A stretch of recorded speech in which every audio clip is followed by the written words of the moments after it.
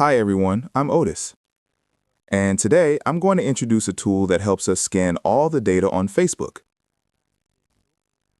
And today I'll show you an example of a feature, scanning all interactions on a Facebook post.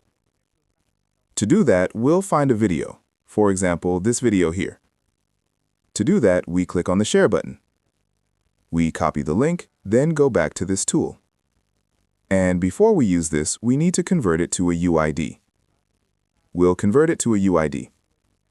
Okay, once we have the UID, we'll copy this UID and go back to this tool. And we'll paste it into the Scan by ID section. Enter the link here. Save. Select the account you want to scan. Save, and then click Start. And very quickly, this tool will scan for us all the people who have liked or commented on your recent post. Very fast and for everyone. Okay, and it has provided you with these UIDs. And our job is to copy these UIDs and directly message those people. Or if you want to add them as friends, message them or share anything. It all works.